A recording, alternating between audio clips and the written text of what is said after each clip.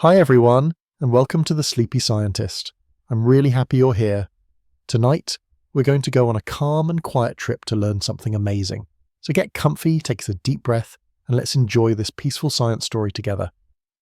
Before we start, tell me in the comments, where are you watching from and what time is it for you right now? If you like relaxing science videos, don't forget to tap the like button. Now let's begin. There are places in the universe where light does not race. Not everything that shines must flee. In the language of stars, photons are born restless, flung across space as messengers of heat, of color, of time. But sometimes, in rare and delicate arrangements, even light pauses, even light forgets to run. Imagine a quiet chamber, cooled close to nothingness. No sound, no sway, no push from heat. A space as still as sleep. Into that hush, scientists shine lasers, beams so carefully tuned they do not pierce but cradle. The atoms inside this chamber, drifting like dust in a sunbeam, begin to hum. They do not tremble from energy, but lean gently into a rhythm, as if remembering a forgotten lullaby. These atoms are part of a curious dance, one choreographed by light itself. They are not merely warmed by the laser, they are reshaped, shifted into a pattern that whispers to the photons, "Stay," and the photons listen. This is not the light we know from bulbs or flames. This is light slowed and softened, entangled with matter until it becomes something in between. Physicists call it a Bose-Einstein condensate, but you might think of it as a quilt woven from pure possibility. Inside this folded calm, light mingles with rubidium atoms, rare silvery things that move like memory through vacuum. The two entwine so closely they begin to share identities, behaving neither like beam nor particle but like a ghost of both. Together they become polaritons, hybrid creatures of light and matter. A polariton is what happens when a photon pauses to listen. It is the breath between moments, the hesitation in the universe's forward motion. Here in this floating hush, polaritons gather like fog rolling in over a still lake, and in enough numbers they do something remarkable. They stack, they lean, they begin to behave not like waves, not like particles, but like something you could almost touch. This is the threshold of solidity, not made of atoms bound tight in a lattice, but of light behaving as if it had mass. The photons, once unruly travelers, now sit side by side in gentle agreement. Their togetherness becomes structure. Their stillness becomes substance. It is not ice, nor stone, nor anything you've ever held, but it is real. And it can press against the world like the breeze presses against your cheek. For centuries, we thought light could only dance and never settle, but here it sits, humming quietly within matter, balanced delicately between what is and what is almost. This new state does not shine with the blaze of a lamp. It glows with the calm of understanding. In the lab, scientists stare through microscopes and see the patterns, not wild but rhythmic. They record the harmony of movement as polaritons coalesce. And though they speak in terms of wave functions and decay rates, what they witness is something tender, light resting, light wrapped in the arms of atoms. It is not the first time we have tamed something so wild. We've frozen gases, trapped particles, bent electrons. But this is different. This is not about stillness alone, it is about transformation, about the moment light becomes more than light. Somewhere in this gentle entanglement lies a truth older than stars. That energy, if asked gently enough, will pause. That motion, if cooled and coaxed, will listen. That the universe is full of states we have yet to name, and some of them are softer than we dreamed. As the chamber cools and the lasers hold their notes, the polaritons continue their assembly, silent, slow, and shining faintly within the dark. And in their hush we hear a promise, that even the fastest forces can become stillness, that even light can become home. Now imagine drifting deeper into that cooled chamber, where time seems to gather in corners like settled dust. The laser beams still hum, not loud but steady, like the breath of sleeping stars. Within this soundless glow, the polaritons continue their slow ballet, half light, half matter. They weave themselves into something not quite solid, not quite song. To understand what is happening here is to listen with more than the ears. One must sense with the skin, the breath, the small quiet between heartbeats, because this is not just a scientific process, it is a kind of listening. Light is listening to matter. Matter is listening to light. And in that mutual listening, something exquisite begins, a symphony where no instrument moves, but the air vibrates with becoming. It all begins with photons and atoms in a relationship that defies separation. The photon, once so quick to vanish or scatter, now lingers in a cloud of atomic stillness. It flutters in and out of form, borrowing mass for a breath, giving shape to the unshapable. The atoms, rubidium, delicate and ghostly, do not trap the light like prisoners. They host it, offer it a seat at the table of form. Together they blur the line between energy and existence.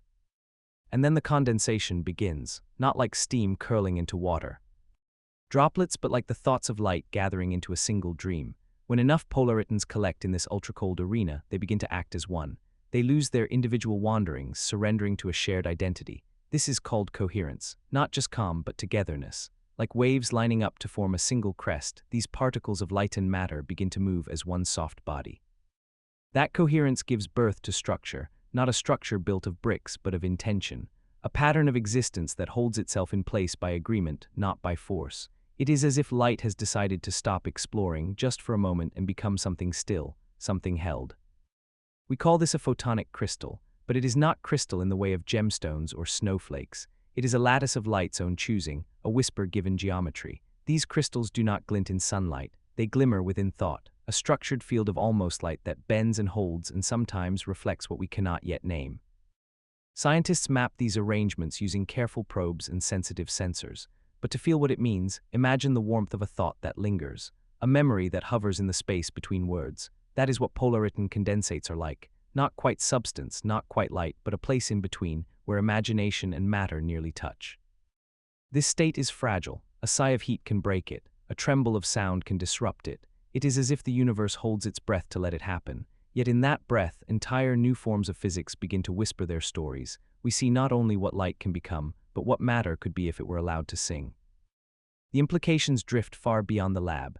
If we can tame light into form, if we can coax it into solid-like states, then we are peering into the doorway of new materials, materials built not of atoms alone, but of photons arranged like lullabies. Imagine circuits that flow not with electrons, but with controlled beams of slowed, stacked light. Imagine computing done at the speed of photons held in calm. But beyond the technology, beyond the tools and the dreams of industry, there is something more tender here, something human. The realization that nothing, not even light, is as rigid as we thought, that the fastest things may carry gentleness, that the most chaotic may yield to harmony, given the right hands, the right conditions, the right kind of quiet. The polaritons are not just oddities in a vacuum, they are invitations. Invitations to rethink the boundaries we draw between wave and particle, between movement and rest, between knowing and wondering. They do not defy physics, they reveal its poetry. And if you sit with them long enough, if you imagine yourself as one of them, half here, half light, you might begin to feel the edges of yourself soften too.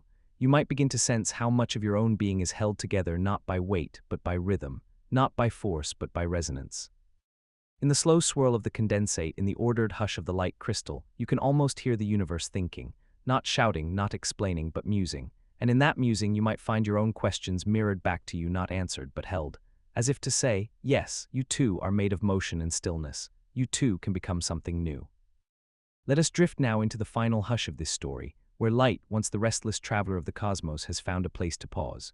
Here in this near-absolute silence, the polaritons continue to gather, not hurried, not lost, but balanced on the delicate edge between energy and matter. They float, they align, they breathe in a rhythm so subtle it feels like the heartbeat of stillness itself. In this state, light is no longer a messenger. It does not carry heat from star to skin or ferry images to the eye. It becomes a resident, living within matter as if it had always belonged.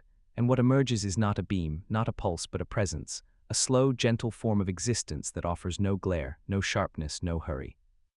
The scientists observing this strange state do not see drama, they see grace. Through their instruments they witness a structure forming not from pressure, but from consensus. The polaritons decide together to stay, to settle, to hum in harmony. Their agreement is not enforced by mass or gravity, but by coherence, a collective decision to be one. This coherence forms a light condensate, a material made from harmony itself. It is not cold in the way of frost or ice, but in the way of still air before dawn. It holds its shape through balance, through delicate tuning. If you add too much energy, it scatters. If you withdraw too much, it fades. But when held just right, it remains. It remains like a soft truth in a quiet room. What is it then that we have made? Have we frozen light? Not exactly. We have convinced it to linger. We have shown it a mirror made of atoms and asked it to sit a while. And in that sitting, it has begun to imagine itself as something else, something new. This new state of matter, this gentle congregation of light and atoms, is not easily named. It is not the fifth state or the seventh, it is a suggestion, a glimpse, a whisper of what might be possible when opposites embrace, where light, the swift, joins with matter, the still, and together they become something both and neither. Engineers dream of using this state to build the future, quantum computers that think in color, devices that store information in the shimmer of trapped photons. But there is something deeper in the dream, not just invention but understanding, a sense that the universe in its quietest corners is more fluid than we imagined, more willing to surprise, more willing to rest. There are philosophers who wonder if the nature of consciousness might be hidden in such states, where coherence gives rise to form, and light listens long enough to become. Could this be how thoughts hold themselves together? Could this be how awareness flickers into shape? We do not know yet, but we are learning to ask. We are learning that not all answers arrive in brightness. Some come wrapped in shadows, in careful temperature, in frequencies too gentle for our eyes. Some truths must be coaxed from silence. And as we gaze into the chamber where light has settled into crystal, we are not just witnessing a new form of matter. We are witnessing the willingness of the universe to collaborate, to allow two things that once ignored each other, light and atom, to meet, to merge, to make something new. In time, the chamber will warm again, the lasers will dim, the polaritons will dissolve back into their separate identities, photons rushing off once more, atoms returning to their quiet drift. The moment will end as all delicate balances do, but it will leave behind a trace, a memory, a shape in the mind where once there was only light. And in that memory we carry a lesson, that the boundaries between things are softer than we believe, that the fastest can become still, that even light in all its untouchable brilliance can pause long enough to be held. So as you lie there, letting this story dissolve into your breath, let yourself soften too, let your thoughts slow, let the motion in you quiet, because like the photon in the condensate, you are not just made of energy, you are also made of calm. And somewhere in the quiet space behind your eyes, perhaps a new state of being is forming, gathering from the drift of ideas, aligning in coherence, becoming not light, not matter, but something in between, something like understanding, something like peace. Deep in the quiet of the world, beneath the hum of traffic and the chatter of stars, there exists a place where light is caught, not in mirrors, not in shadows, but in glass. Not just any glass, but a labyrinth built at the scale of light itself. A structure so fine, so intricate, that even a photon must pause and consider its path. It is called a photonic crystal, though it doesn't sparkle like the name suggests. It holds no shimmer, only the solemn grace of a maze drawn with perfect patience. To the eye, this crystal might seem unremarkable, a wafer, thin and pale, but within its pattern lies a new way of seeing the world. Its interior is carved with ridges, holes, and channels, arranged with such exactness that the very flow of light is altered. Here in this glass lattice, light does not simply pass through. It is guided, directed, trapped. The photon, once free to rush, is coaxed into staying a while. We often think of glass as a thing that lets light go, a window, a lens, a pane, but this is different. This glass holds light in its arms, not by force but by design. The photonic crystal is not a prison, it is a sanctuary. It offers the photon something it rarely finds in the wild: stillness, reflection from every side, a chamber of echoes made entirely of itself. This ability to hold light is not magic, it is symmetry. The structure is built in repeating patterns, smaller than the width of a wave. These patterns create what scientists call a band gap, a forbidden zone where light cannot pass, like a song with missing notes. And when a photon encounters this band gap, it cannot continue. It turns, it lingers, it becomes part of the pattern. Now imagine the journey of such a photon. Born from the tip of a laser, it flits through space with no mass, no rest. But then it enters the crystal. It slows, not in speed, for photons always move at light's pace, but in purpose. It no longer streams in a line, it loops, reflects, circles back, it resonates. The structure around it begins to speak in wavelengths, and the photon listens. What results is not a cage, but a dance. The photon pirouettes in place, caught not by walls but by rhythm. It stays not because it must, but because it fits. Like a breeze caught in a bottle or a sigh in a seashell, it finds a place to echo. This echo is useful. Scientists use it to make tiny lasers, the size of a speck, where light is stored and amplified without spilling. They use it to build waveguides, optical wires that shepherd light like sheep across a meadow. In time, they hope to use it to build computers where information travels not on copper, but on the backs of photons held gently in crystal hulls. But even before the future arrives, there is wonder in the now. In a world where light is almost always fleeing, from sun to moon, from screen to eye, it is startling to think it can be persuaded to stay. That something as swift as a photon can be calmed by geometry, by pattern, by stillness. And this too is a lesson. That control does not always come from pressure. That motion can be shaped by harmony. That even light can be shown a path not through command, but through invitation. In the depths of the crystal, the photon spins quietly. It is not alone. Others join it, reflecting, reinforcing, creating a field of energy held in silence. This silence is not empty. It is dense with possibility, dense with light waiting to become something more. Because in these moments, these held breaths of the photon, new kinds of matter may begin to form. When enough light is held long enough, it begins to act with weight, with volume. It becomes less like a whisper and more like a presence.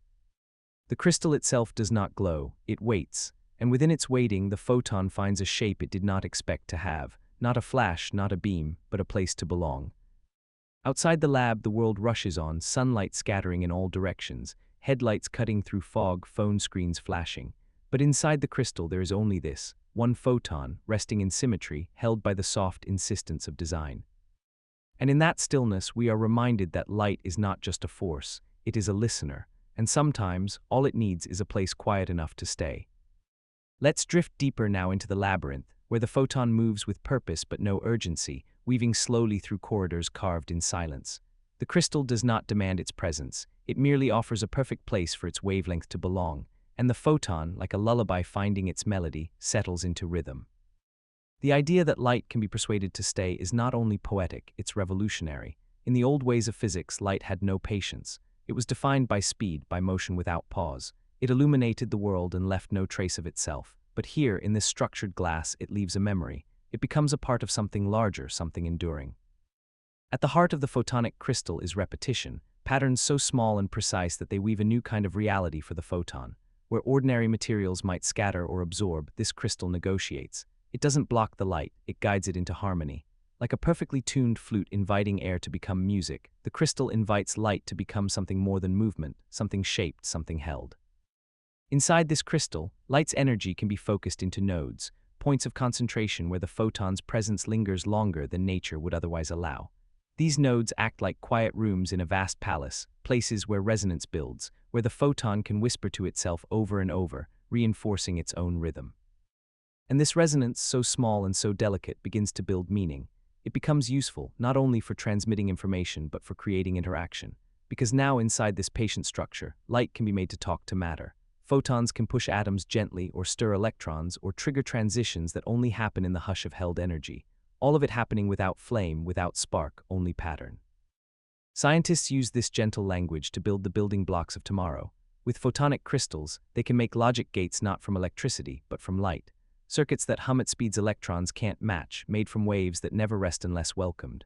And in quantum computers, this becomes even more magical, where a single trapped photon can carry more information than any wire could ever hope to hold. But beyond these futures, there is still the now, the present hush of the photon's choice to remain. And what that choice tells us is deeper than application. It tells us that the universe can be tuned. That behavior, even of something as wild as light, can be softened with symmetry, with intention, with care. The very act of creating a photonic crystal is one of patience.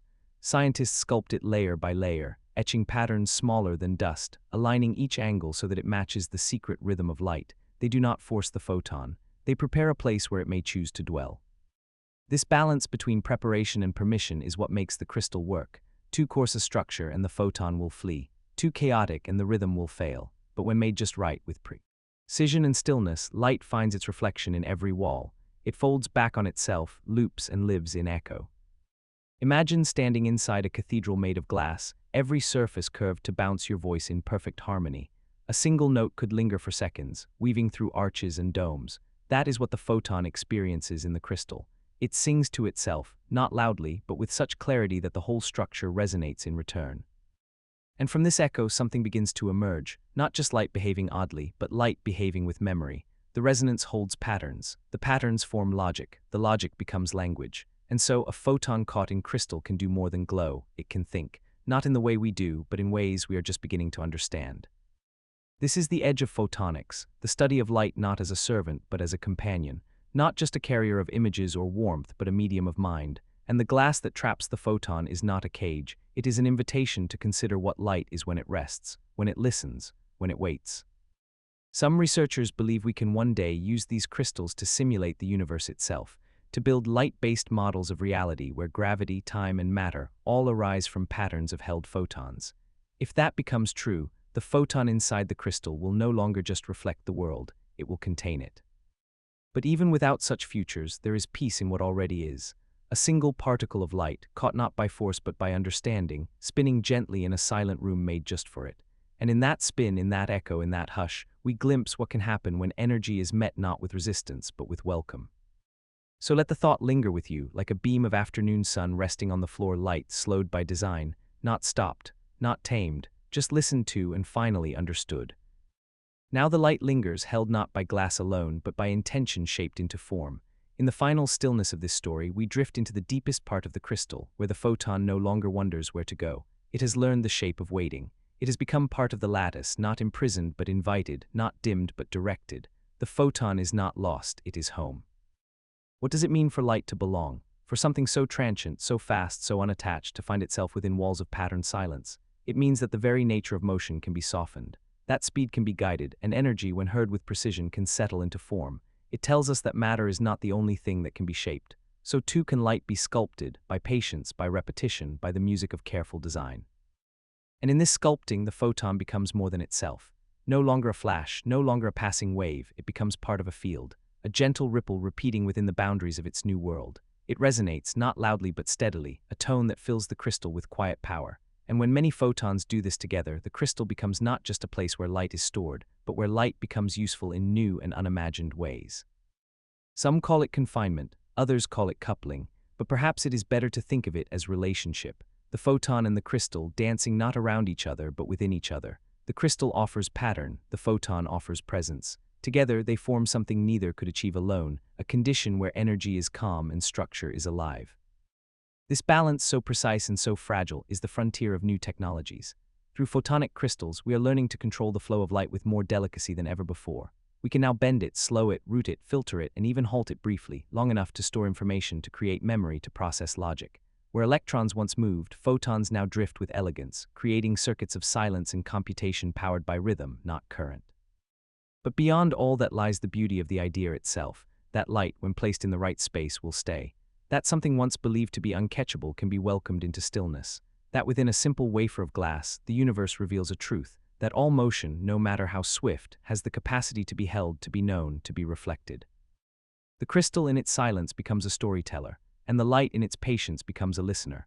The story they tell together is one of transformation, not by force but by harmony, and in this tale we are not just observers, we are part of it. For the same light that rests in the crystal is the light that touches our skin, that carries our voices, that feeds the world in golden threads of morning.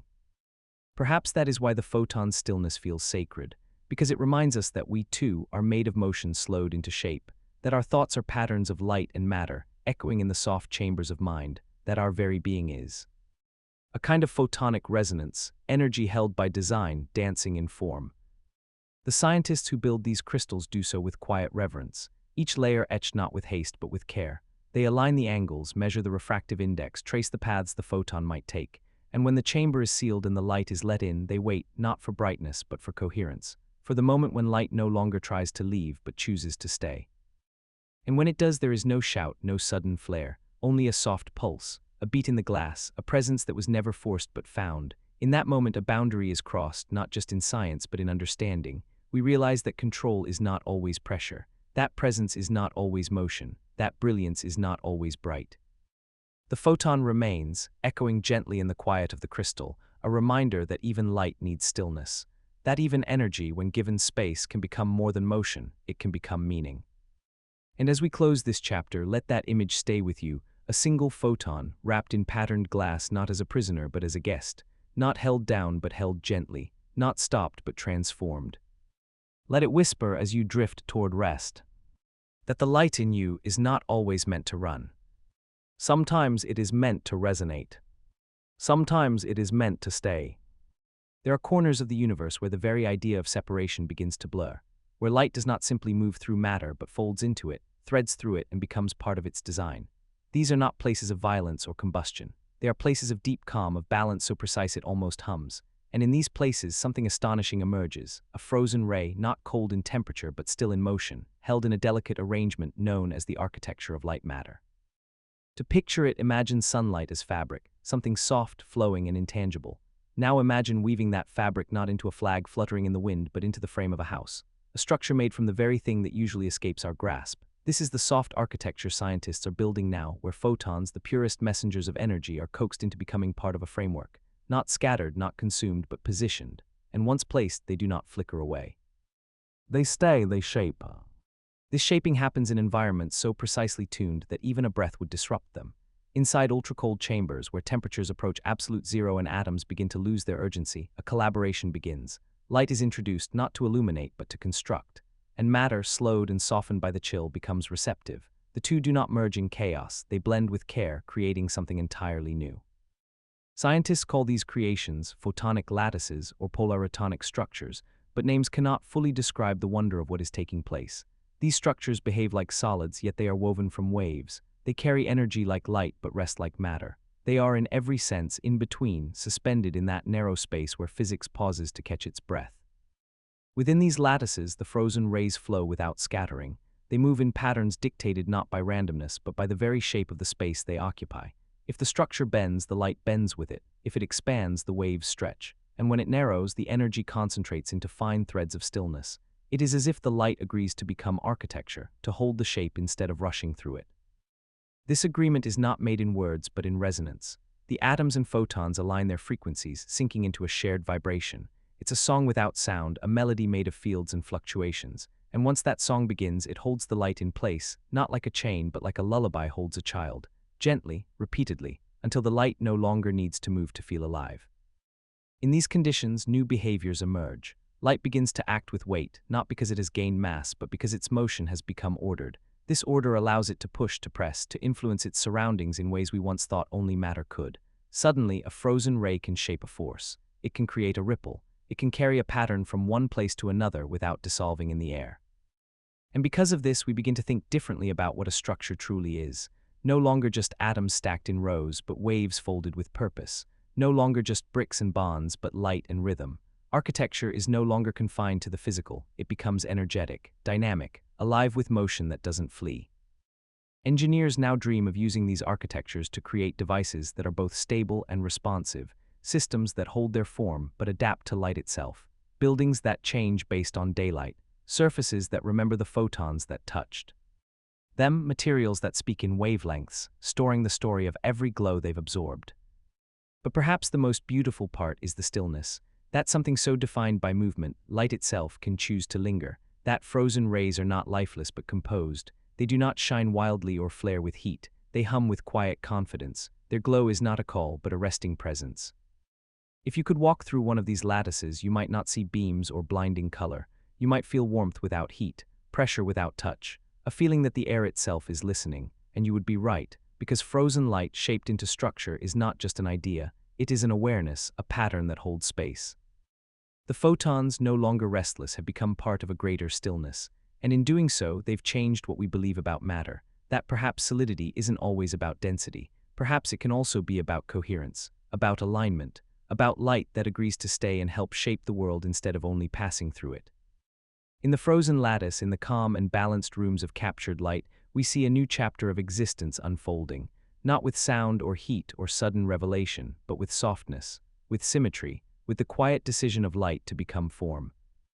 Let us now wander further into the luminous stillness where the frozen rays dwell, where light and matter fold into each other like breath and silence. The architecture here is not built with bricks or beams, but with harmony. The lattice is made from resonance, each photon held not by walls, but by shared agreement, by rhythm, by design that speaks in wavelengths instead of words. And as we move deeper, the beauty of this light-made form begins to unfold in slow, exquisite detail. Imagine standing inside one of these soft structures, not physically but in presence. The air would feel different, not colder or warmer but tuned, as though the very atmosphere had found a tempo, a quiet pulse just below hearing. The light does not stream here, it hovers, held by invisible threads aligned to a grid carved not by hands but by mathematics and the memory of vibration. This is what makes the architecture alive. It is not static but sustained. The atoms that form the skeleton of this lattice do not cling tightly. They float in a carefully cooled balance, creating pockets of space where light can enter and stay. And once there, the photons do not merely reflect, they settle. They resonate in place, matching the heartbeat of the atoms around them. It is this matching that gives the system coherence, and coherence is what allows the structure to endure.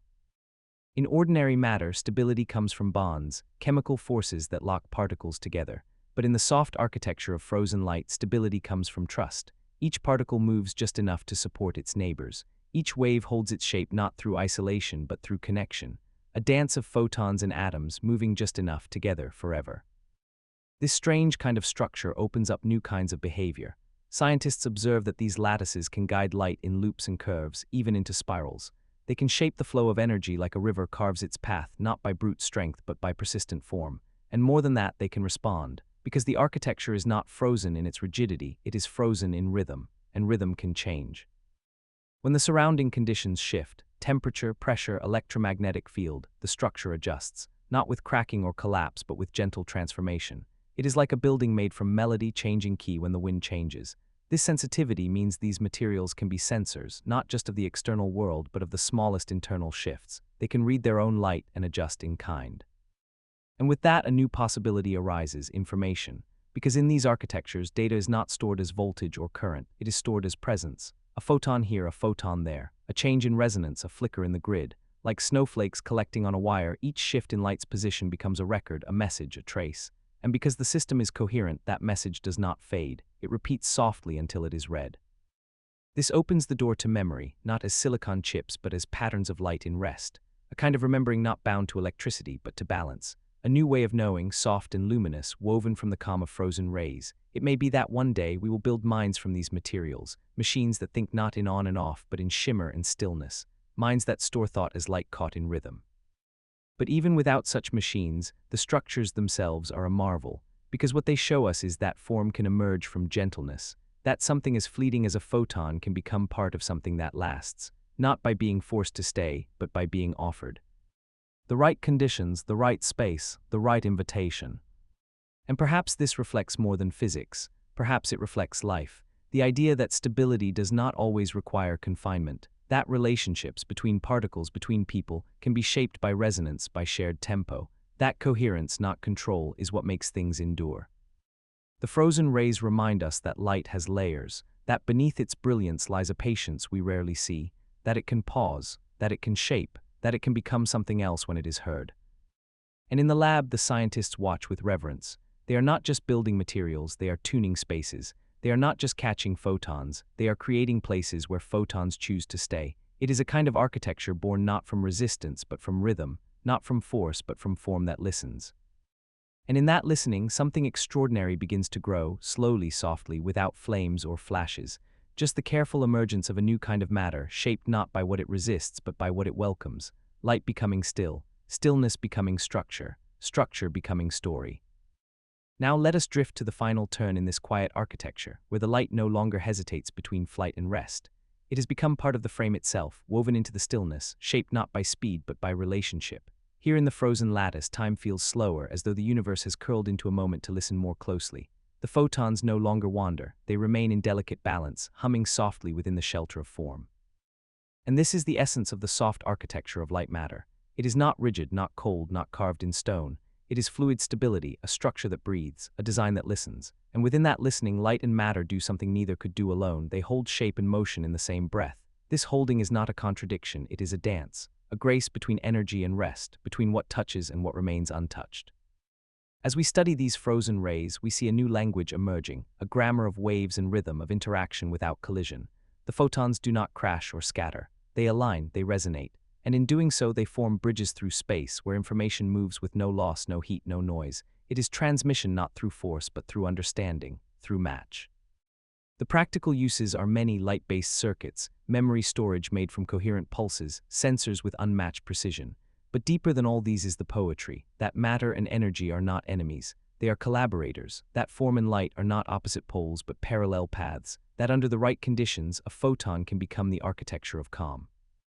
And what does this say of us? That perhaps we too are shaped not by pressure alone, but by the patterns we agree to repeat. That maybe the stability we seek, within ourselves, within our thoughts, within the world, comes not from resistance but from resonance, from soft alignment, from the echo of something held gently in the stillness of understanding. In the cold chambers of the lab, the photons continue their rhythm.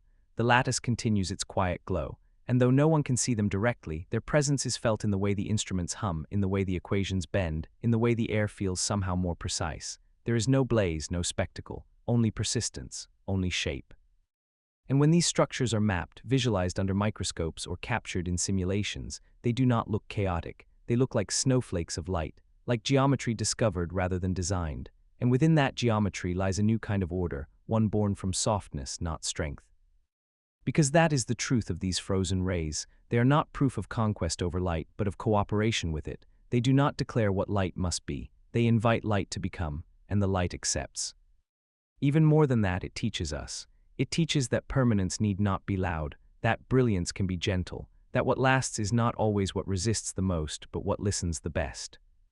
So as the photons trace their endless paths through these soft corridors, they do so not as prisoners, but as residents. as threads in a tapestry still being woven. And perhaps we too are part of that weave, patterns of motion paused long enough to become memory, long enough to become meaning. And in this final stillness, as the lattice holds steady and the light continues its patient resonance, we are left with a sense of peace, not just at what we've discovered, but at what we've remembered, that even the most fleeting things can be shaped, that even the most restless can find rhythm. So let the image stay with you, frozen rays glowing quietly in an invisible lattice, not frozen in fear but in grace, not halted but held. Let it remind you that stability can be soft. That form can emerge from listening. That light, when offered a place to rest, becomes more than brightness, it becomes home. There is something almost mythical about the idea of holding a beam of light. We think of light as pure escape, rushing, spilling, fleeing the instant it is born. It paints the world and then vanishes. It lands on the skin but cannot be grasped. And yet, somewhere in the deep silence of quantum experiments, a possibility stirs. That light, given the right surroundings, can be touched, not as a flame or a flash, but as something that presses back, something with weight. Something that remembers it has passed through you. It begins with a contradiction. Light has no rest mass, no weight in the usual sense. It travels at the fastest speed allowed by the universe, slipping through time in straight lines until absorbed or bent. But what if light could behave otherwise, not because its nature changed, but because its environment asked it to pause? What if photons, in the right company, began to act like things that could be held? This isn't fiction, it's the growing science of effective mass. Under special conditions, in supercooled gases or within layered optical structures, photons slow down. Not in speed, they still move at light's velocity within the medium, but in behavior. Their energy curves, their paths bend gently, and they begin to act not like flickers but like objects. Objects that have, in a sense, inertia, that respond to pushes, that resist. Physicists call this acquired or effective mass. It doesn't mean the photon becomes heavy. It means the light begins to move as if it were. It flows in patterns shaped not by vacuum, but by a carefully built landscape of atoms and fields. And within this gentle trap, it mimics the behavior of matter. It presses against the world instead of merely illuminating it. It leans, it lingers. The most delicate of these systems use polaritons, hybrids of light and matter, to give photons these new behaviors. A polariton is part photon, part atomic excitation, bound together in a fragile floating balance. In ultra-cold environments, these entities slow to a crawl and form condensates. And within these condensates, light doesn't just move, it rests. It pools. It gathers weight, not in mass, but in presence. Imagine a beam of light traveling through such a medium. It no longer flashes by in a blur. It curves gently, as if drawn downward by gravity. It can be deflected, nudged, even shaped with a light touch of the finger, if fingers could reach that deep. In some experiments, beams of light curve as if they were pebbles rolling through syrup, slow and responsive. The photon becomes more than a messenger. It becomes something that listens. And once it begins to listen, it begins to stay. In photonic traps, tiny chambers built from mirrors and layered crystals, photons are caught and encouraged to bounce, to linger, to form a standing pattern. With enough care, these patterns begin to build pressure. They push against the sides. They resist change. They behave like something with mass. Scientists can even weigh them indirectly, not on a scale but through their effect. Light with effective mass bends more sharply in gravity-like fields. It takes longer to respond to force. It accumulates momentum. And these are the fingerprints of mass left by something that has none. This shift in behavior opens a door. If we can give light the properties of mass, even temporarily, we can begin to imagine a new category of matter. Not solid, not fluid, not plasma, but something in between. A medium built from light behaving like touch. A substance shaped by coherence and rhythm, not by atoms alone. The implications drift outward in every direction, from data storage to quantum computing, from energy transport to entirely new physics. But beneath those possibilities lies the wonder. That light, which once seemed untouchable, now leans back when we lean in. That photons, guided into slowness, begin to trace the curves of the world as if they had hands. That a beam, carefully frozen, can feel like breath caught midair. Not hard, not hot, but undeniably there. In these experiments, scientists do not merely catch light. They transform its role. The photon is no longer a flittering messenger. It becomes a participant, a part of a collective field that behaves like substance. And in doing so, it reminds us that the line between energy and matter is not as fixed as we once thought, that with the right arrangements, light can act like the world it once only revealed. So we step into a new metaphor: light as pressure, light as curve, light as touch, a beam you can hold not with fingers but with fields, not with grasp but with grace. It is no longer a traveler, it is a guest, and in that pause it becomes something new. Let us move now into the tender heart of this phenomenon, where light does not simply behave like mass, it becomes part of a world shaped by response. He beam that once only flickered and vanished now lingers in ways that surprise even the most seasoned minds. In this space of stillness and structure, the photon becomes more than a flash. It becomes a body not of matter but of resistance. It gains not true weight but influence, the ability to press, to shape, to leave a trace in the world it touches. Imagine walking through a forest where the breeze slows to match your breath, and each footstep is echoed not in sound but in gentle pressure from the air. This is what happens inside a polaritonic field, where photons, stitched gently to atoms, begin to feel like wind given form. They flow, but not as they once did. They move with awareness of each other, of the walls that guide them, of the fields that tune their paths. And in this awareness, a kind of mass is born, not permanent, not inertial in the old sense, but effective, felt. In these systems, the polaritons drift like ripples in honey. Their speed is reduced not by friction, but by design. Each layer of the structure, each mirror, each atom, each whisper of temperature, conspires to slow the motion of light just enough for it to behave as though it were made of something more, as though it had legs to stand on, not just wings to fly. And once light begins to behave this way, a new landscape opens. We find that these slow photons can be gathered into groups, clouds, even, and as they gather, they begin to interact. They repel, they attract, they organize themselves into patterns that resemble the behaviors of gases, of liquids, of crystals. The polaritons do not bump into one another like particles in a gas, but they influence each other's paths through phase, through field, through the subtle logic of wave interference.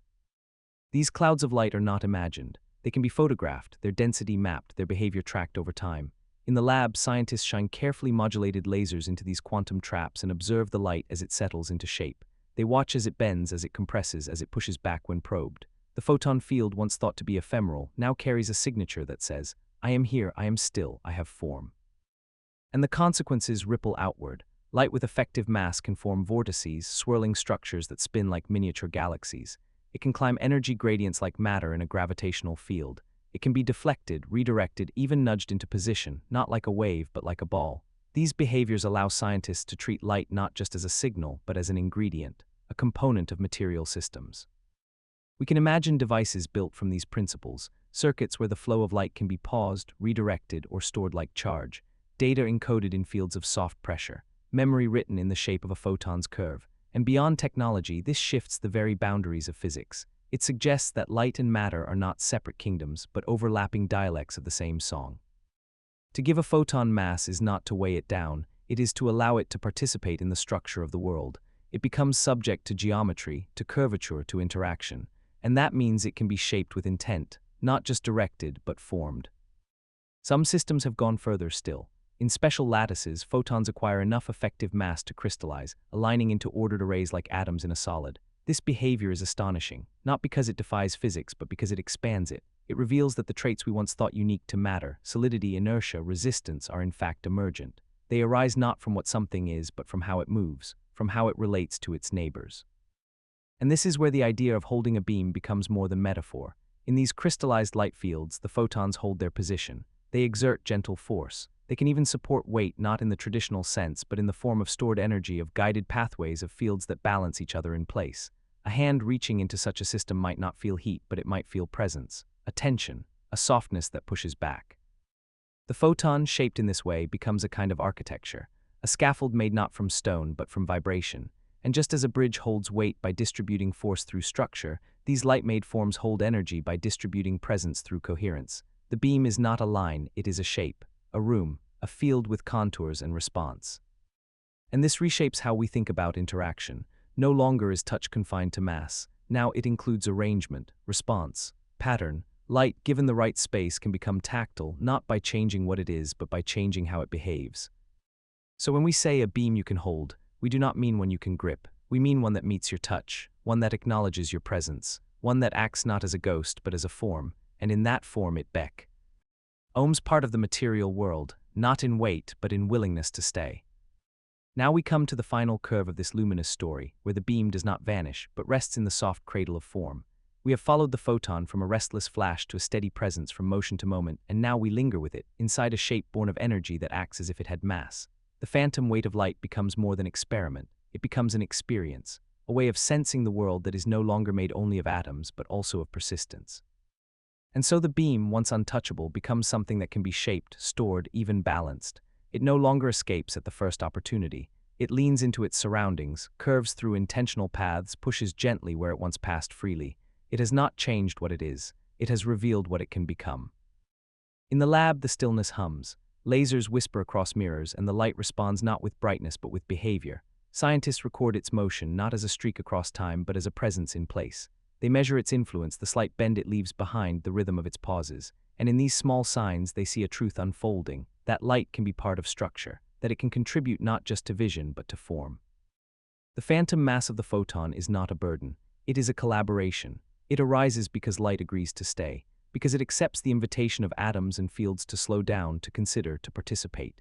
And in doing so, it teaches us that interaction is not about collision, it is about rhythm, that matter and light are not defined by opposition, but by how they respond to each other's presence. In systems built from these slow, effective mass photons, a new kind of matter emerges. It's not fixed like stone, not fluid like water, not gas like air. It is light behaving like matter but remaining light. It is structure without weight, presence without permanence, a kind of existence that echoes softly without ever shouting.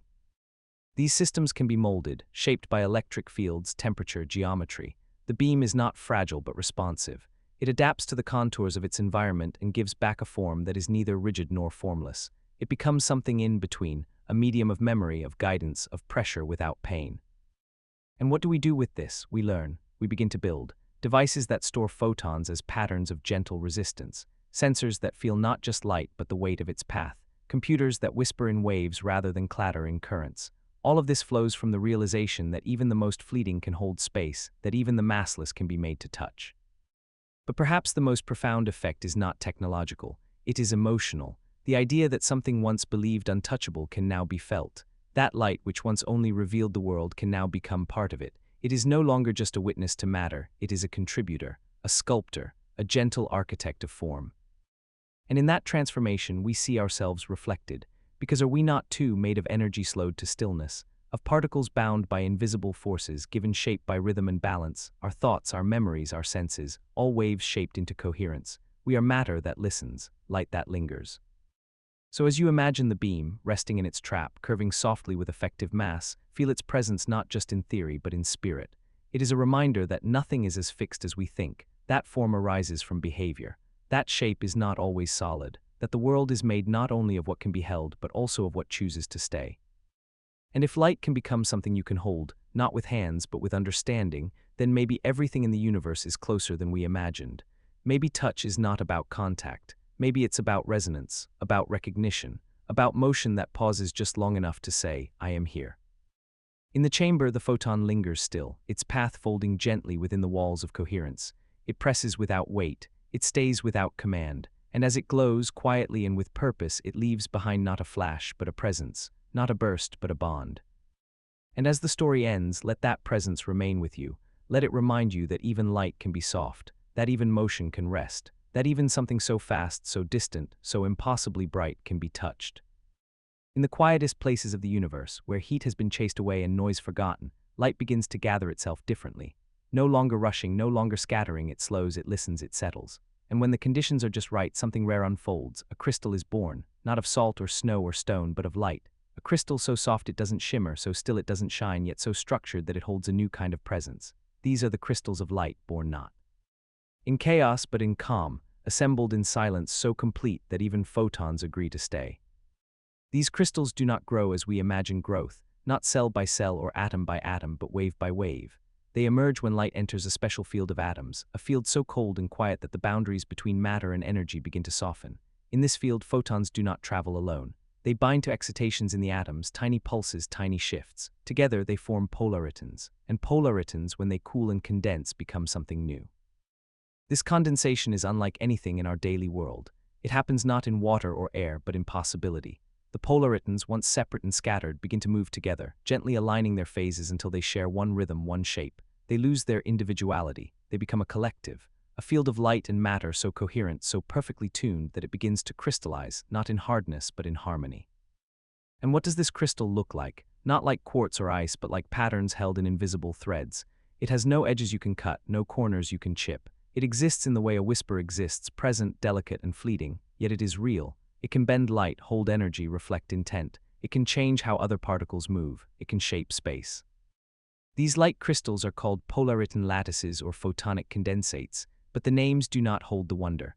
What holds the wonder is the way they emerge, from nothing, from silence, from the quiet alignment of particles that once knew only motion. And what they offer is more than structure. They offer memory. Because once formed, these crystals retain the pattern of their birth.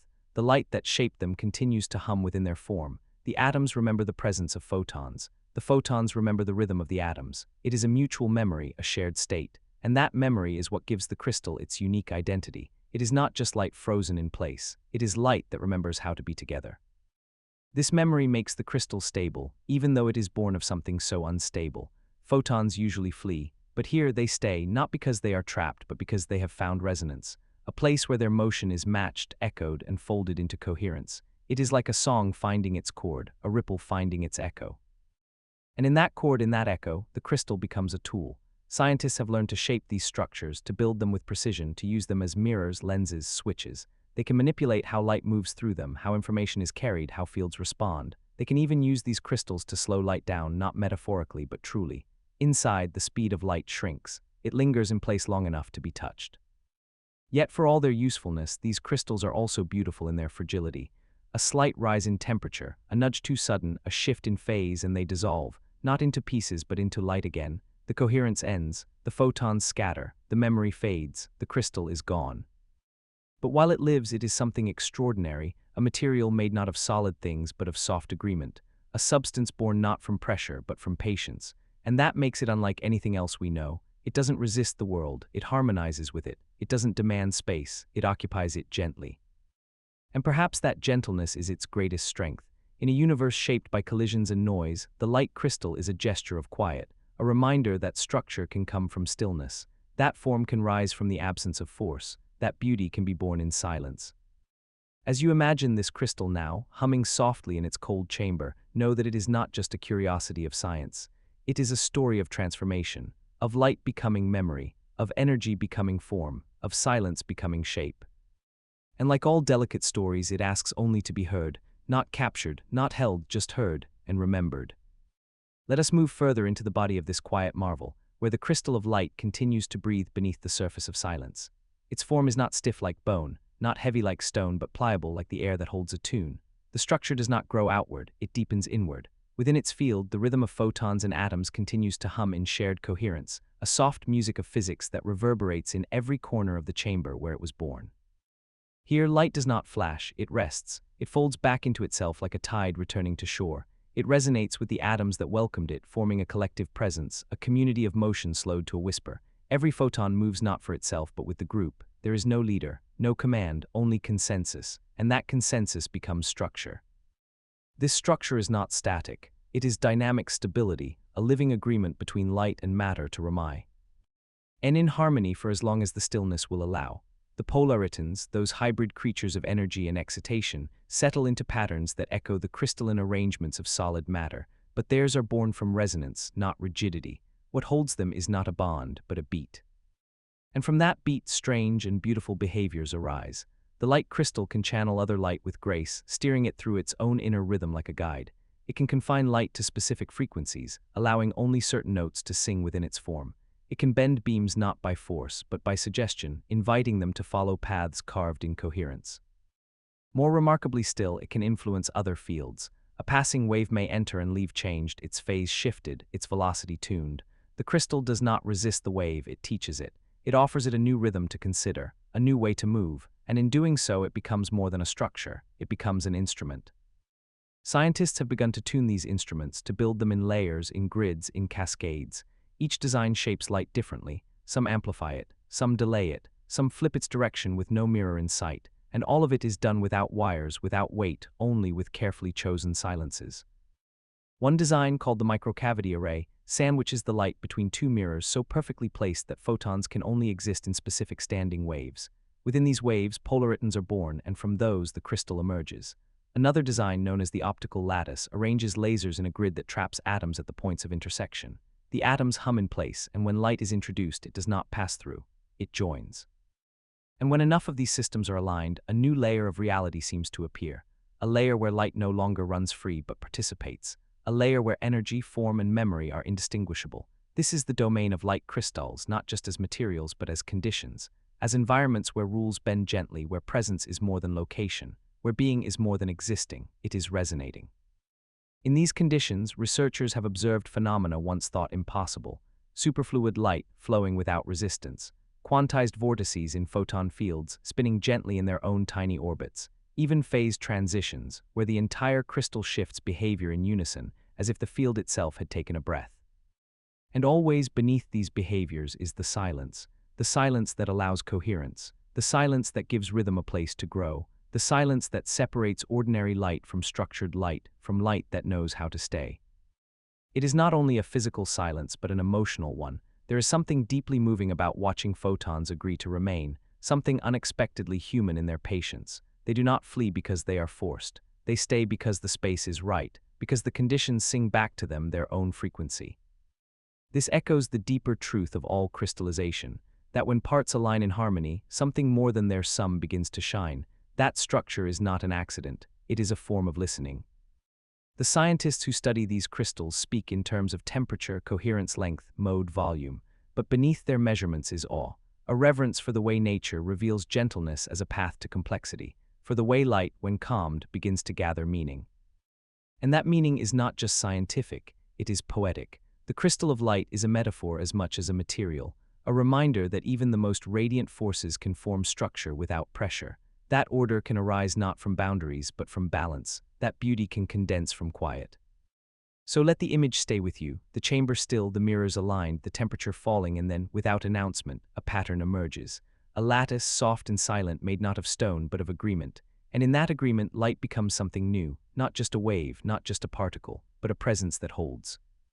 Now we arrive at the final stillness of this crystal's story, where light no longer remembers what it once was: restless, weightless, untouchable.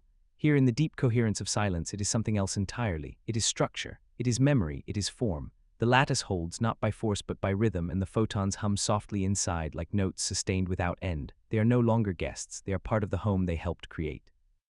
The beauty of these crystals lies not in what they do, but in what they allow. They allow light to pause, to resonate, to return. They allow energy to be held without being stilled, to be shaped without being broken. And in that permission they reveal a new way of existing, one not built from resistance or heat, but from alignment and quiet. The light becomes substance not by hardening, but by harmonizing. This age. Harmony is delicate, yes, but it is also strong. Strong enough to affect the behavior of passing waves, to hold information in the shape of phase and pattern, to influence the motion of particles that drift nearby. The crystal does not speak in commands, it speaks in invitation. Its structure says to each incoming field, match me and you may stay. And when the field matches, the dance begins again. Inside these systems, time behaves differently. The coherence of the crystal stretches moments. A photon that might have disappeared in a fraction of a second lingers, circles, finds its place. Its path is not forced, it is folded gently again and again until it becomes part of the whole. And as more photons arrive, drawn by design in cooled conditions, the lattice grows richer, more ordered, more complete. Eventually, there is a kind of maturity to the field. It becomes self-sustaining, its pattern reinforcing itself with every cycle. Scientists describe this as phase locking, but beneath the term lies something more intuitive: togetherness. The photons are no longer just particles. They are participants in a shared rhythm, a community of light that behaves as one. This is why the crystal can store information, not just in pulses but in shape. It can remember the timing, the spacing, the energy. And because it is built from coherence, these memories are not static files, they are living states, easily read, easily rewritten, alive with potential. The crystal doesn't forget, it evolves. Each encounter with light leaves a trace, and each trace folds into the next. Some researchers dream of using these properties to build new forms of memory: optical computers that store thoughts in polariton fields, devices that hold data not in electrons, but in vibrations of light slowed to harmony. Others imagine sensors so sensitive they could detect a whisper in the dark, a shift in temperature smaller than the breath of a cloud. These dreams are not far off. The crystals already exist. What remains is the art of listening to them more deeply. Yet even if no machines arise from them, the crystals offer something profound. They show us that softness can shape reality, that the fastest force in the universe, light itself, can be slowed not by barriers but by welcome. That energy can be held in place not by chains but by song. And this perhaps is what we carry with us when the chamber warms, when the coherence fades, when the photons return to their usual wandering. The crystal dissolves not into fragments but into light. The pattern disappears, but the memory remains in data, yes, but also in wonder. A moment when light became stillness, when energy became space, when silence gave birth to form. It reminds us that the universe has more modes than we imagined, that not all structure is born from compression. Some is born from connection. Not all crystals are made from atoms, some are made from rhythm. And not all stories are told with words. Some are told with light, arranged quietly in a field of perfect agreement. As we leave the crystal behind, its image stays with us, not dazzling, not sharp, but glowing with the presence of what once was held, a ghost of harmony, a memory of a lattice that needed nothing but calm to take shape. And in that glow we remember, even light can rest, even silence can build, even the intangible can become form if it is simply given the space to stay. There is a mirror that does not reflect, not in the usual way. It doesn't cast the world back in a reversed image or throw beams across the room. It does something more peculiar, more delicate. It folds light inward. It invites the photon not to bounce away but to linger, to turn slowly into itself, like a thought spiraling inward until it becomes still. This mirror is not a piece of glass. It is a device of intent, shaped with layers so thin they can whisper to light and persuade it to stay. These mirrors, called dielectric stacks or Bragg reflectors, are built not from single sheets but from hundreds of nanoscale layers, alternating slices of material, each with a different refractive index.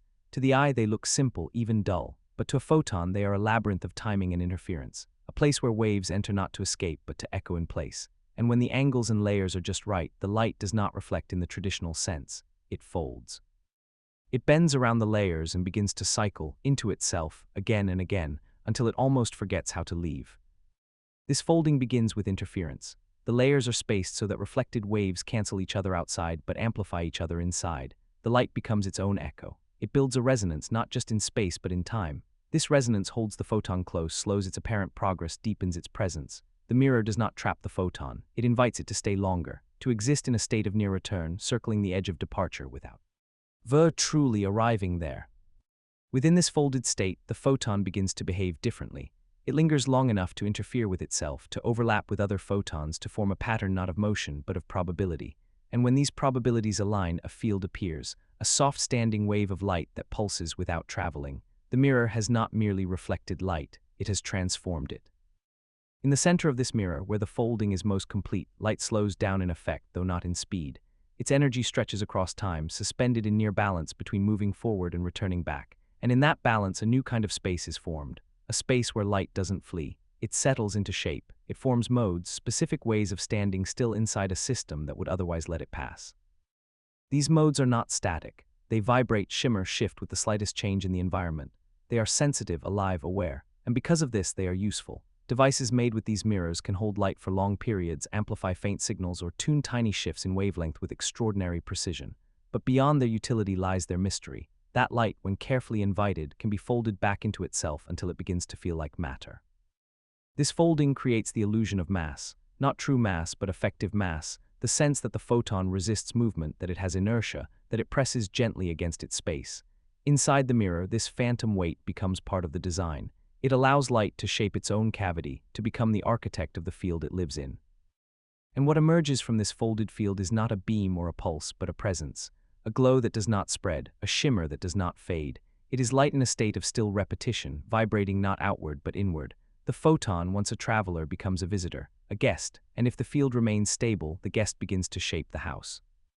This is not simply a matter of reflection, it is a matter of memory. The mirror remembers the light it has folded. The light remembers the paths it has taken, and together they form a system that is more than structure. It is story. Each photon traces its past even as it prepares its next turn. Each layer of the mirror reinforces the rhythm. The field is not just energy, it is the geometry of recurrence. In this way, the mirror becomes something more than material. It becomes a place of permission, a region where light may choose to stay. And as more photons arrive and settle into these modes, a kind of society begins to form, not chaotic but ordered, not crowded but coherent. Light becomes layered, not just in wavelength but in presence. Scientists use these mirrors to build resonators, lasers, optical traps. They shape the behavior of photons with astounding delicacy, but what they're really doing is asking light to pause, to turn inward, to become aware of its own repetition. And in that awareness, a new kind of structure begins, not forced but folded. So let the image form in your mind, a photon approaching not a shiny surface but a silent invitation, a field so carefully arranged that it does not repel but receives. And as the photon enters, it does not flee, it bends, it slows, it begins to echo, and in those echoes a presence is born, a crystal not of atoms but of recurrence, a mirror that does not throw light away but gathers it gently back to itself. Let us drift deeper into the folded chambers of this strange mirror, where the photon continues its soft spiral inward. Inside this careful lattice of layers, light no longer behaves as something fleeting. It lingers, it listens. The photon becomes less like a messenger racing to its destination and more like a visitor who has found reason to stay.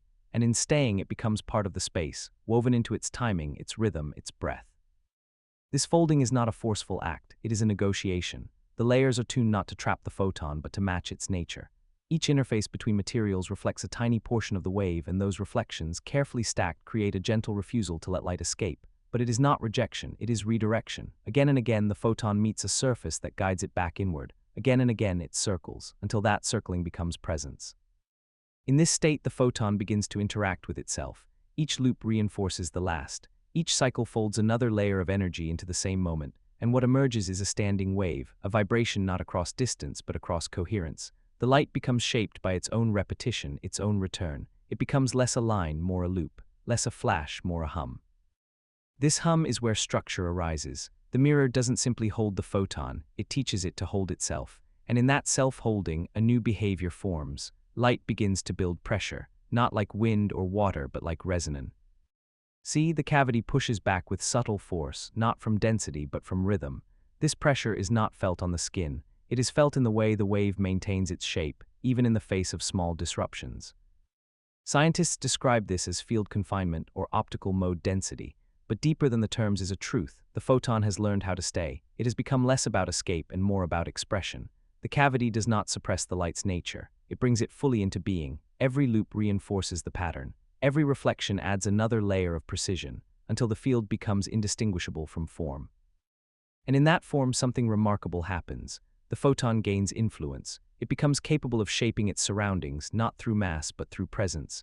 It can shift the behavior of nearby atoms, alter the properties of the mirror itself, even interact with other photons in gentle, wave-bound ways.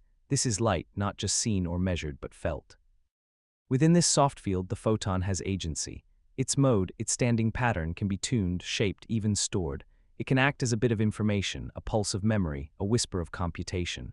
The mirror becomes a cradle for logic, not mechanical but luminous. The kind of thinking that doesn't tick like a clock, but resonates like a bell. In some systems, this folded light is used to build qubits, units of quantum information that exist in superposition, held in a field that refuses to collapse too soon. The mirror, so silent, becomes the stage for these quantum actors to perform their delicate play. Time slows here. Decisions are postponed. Outcomes are layered. And through it all, the light remains folded, nested inside the story it helps tell. And even beyond computing, this behavior opens doors. Folded light can be used in precision sensors that detect shifts smaller than an atom's width, in filters that isolate a single frequency from a sea of noise, in lasers so sharp they can carve meaning into glass. Each of these devices relies on the same principle. That light, if gently asked, will stay long enough to shape the world. But perhaps most profound is the shift in perspective.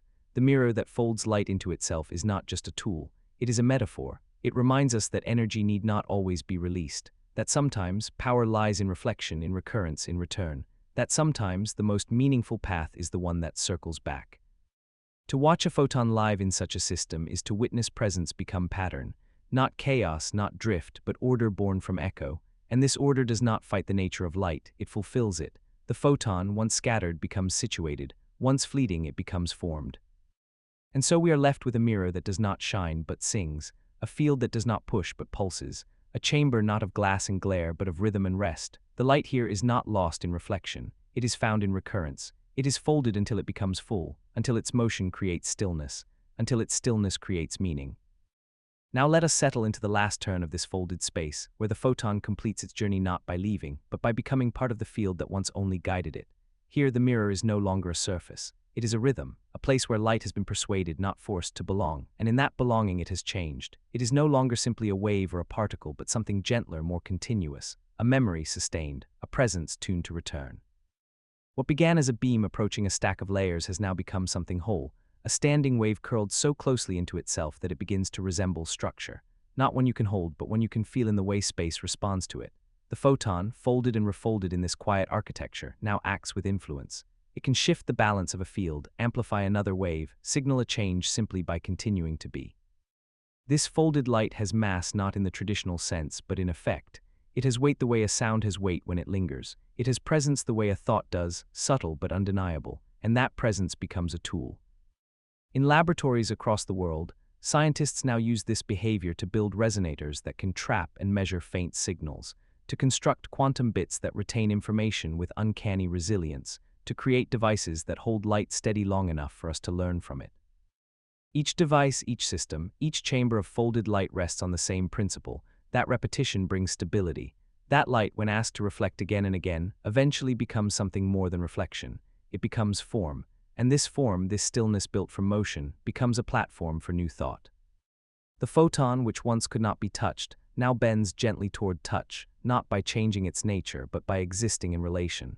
Within this relation, new geometries emerge. Spaces where time seems to stretch, where energy seems to rest. In the quiet folds of the mirror, time itself becomes textured, no longer linear but layered, no longer vanishing but lingering. And this offers more than scientific possibility. It offers philosophical grace. It reminds us that boundaries are not always barriers, they can be invitations. That mirrors do not have to push us away. Some mirrors are shaped to hold. Some do not reflect us in reverse but reflect us in return. They give us back not our image but our rhythm. The mirror that folds light into itself becomes a space of conversation, a space where light is no longer passing through but speaking in loops. Each pass, each bounce, each echo reinforces the one before it, and in that layered speech, coherence is born. Meaning begins not with motion but with repetition, with willingness to return, with agreement to stay. In these systems, nothing is permanent and yet everything holds. The photon will eventually escape, yes, but while it remains, it reshapes its environment. It lends its energy to a field that becomes more than empty space. It makes the invisible tangible. It turns silence into resonance. It turns reflection into memory. And so the mirror is no longer just a thing. It is an act of patience, of listening, of holding light not because it must be captured, but because it is welcomed. And when we look upon these mirrors, not with our eyes but with our understanding, we see not brightness but balance, not glare but grace. We see the photon folded inwards, resting in motion. We see structure not from force but from return. We see the possibility that all things, even light, carry the capacity to stay, to respond, to resonate. As the photon finally slips from the mirror's edge, its path does not vanish. It leaves behind a field that remembers it, a chamber tuned to the echo of its presence. And as it travels onward, it carries a bit of that folding with it, a rhythm that cannot be undone, a song that continues even in absence. And so the story ends where it began, with light, but not light that flees, light that folds, light that stays, light that remembers its own reflection and chooses to sing it again. There is a place where photons sleep, not sleep in the way we understand it, with eyelids and dreams, but a sleep made of stillness, of unhurried existence. A sleep where light no longer races through space or scatters from surfaces. It slows, it rests, it becomes something else, not just energy, not just movement, but a poised, waiting presence. Here at the edge of energy and form, photons gather in a hush so deep it can barely be measured. Not lost, not gone, but held. Cradled in the slow breath of matter that has learned how to listen. This state doesn't arise in nature's common settings. It's found in places shaped by precision and patience. Ultra-cold chambers, whisper-quiet vacuums, optical traps fine-tuned to a fraction of a wavelength. Here, light is not used to illuminate, but to dwell. To stay in place, folded softly into a material that does not devour it, but supports it like the curve of a hammock holding the body of a breeze. It begins with gentleness. Photons are introduced into the system not with a flash, but with care. They enter a space where atoms have been cooled nearly to absolute zero, where the motion of matter has slowed to a near stop. In this calm, light finds something rare. A space not of resistance but of readiness, and it rests. To understand this resting, imagine a photon joining with an atomic excitation, creating a polariton, a creature made of both movement and memory. The polariton does not fly like light or sit like matter. It drifts, it resonates, it hovers in a state between. And in numbers, polaritons begin to act as one. They cohere, they align, and in their alignment, a new kind of presence is born, a condensate made of light that has chosen to stay. This condensate is not hot or bright or heavy. It is light in its lowest energetic form, a field of photons asleep in rhythm, each one folded into the pattern of its neighbors. It is a crowd without sound, a wave without push. It exists not because of a need to shine, but because of a decision to remain. And that decision, soft, continuous, is what shapes the field. Scientists observe these sleeping photons not with light, but with shadow. They track the absence of motion, the delay in decay. They measure the coherence of a field that no longer flickers but pulses inwardly, like the slow heartbeat of a thought not yet spoken. In this sleep, the photon is not idle. It is potential, poised at the brink of becoming, but content to stay on the edge. And it is on this edge between energy and form that something extraordinary becomes possible. The condensate behaves like a single entity, despite being made of countless polaritons. It bends, it flows, it shifts in response to fields, pressures, boundaries. It is soft, but T has shape, it is calm, but it can move. It is not a beam, it is not a particle. It is the memory of motion, gathered gently into stillness. This stillness is not absence, it is agreement.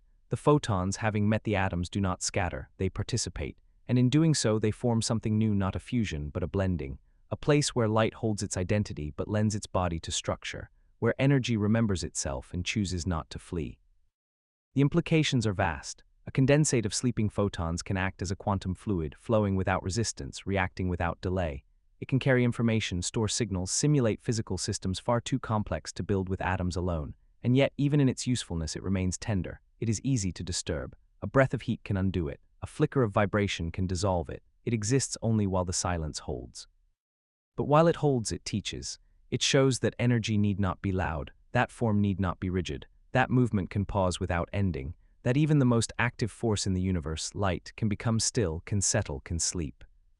And in that sleep there is beauty, a beauty born not of brilliance but of balance, a crystal made not from pressure but from patience, a structure that does not demand space but creates it by resting within it. Here at the edge of energy and form, the photon does not vanish. It becomes, not as a flash or a wave, but as a presence that continues without motion, a shimmer that breathes with no sound, a light that no longer needs to shine in order to exist. And this perhaps is the gentlest truth of all, that even the things that once could never stop can, that even light, given silence, will sleep. Let us step further into this stillness where photons sleep, not in darkness, but in the soft twilight between motion and form.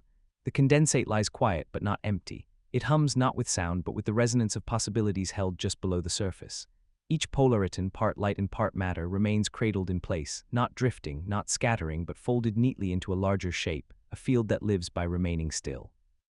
This is not a pause in energy. It is energy choosing to stay coherent, choosing to breathe in rhythm instead of rushing apart. The coherence of this sleeping light is not merely a technical state. It is a condition of harmony. Every particle's wave aligns with the next. Every ripple agrees with every other. It is a kind of community made not of contact, but of consent. The photons are not tethered, yet they do not stray. They have found in each other a pattern worth repeating, and in that repetition they remain.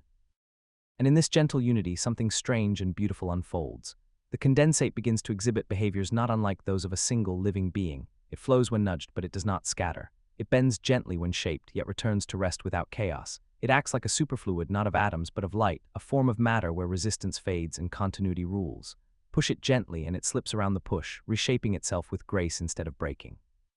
This is more than a metaphor. In experiments, scientists have watched light condensates twist into vortices, tiny spirals that spin without friction. They have watched them slide through obstacles without loss, shimmer across carefully patterned landscapes, or stretch across fields like liquid beams. The sleeping light moves not like a flash but like a thought, slowly, fluidly, with presence. And yet the condensate's truest nature is not movement, it is rest. Its power lies in remaining whole, even as its parts could so easily fall apart. A photon alone cannot sleep, it escapes. But when joined with many others, when folded into this coherent lullaby, it becomes part of something deeper. It trades motion for mutual stillness, not surrender but settlement. This collective stillness is why the condensate can hold information.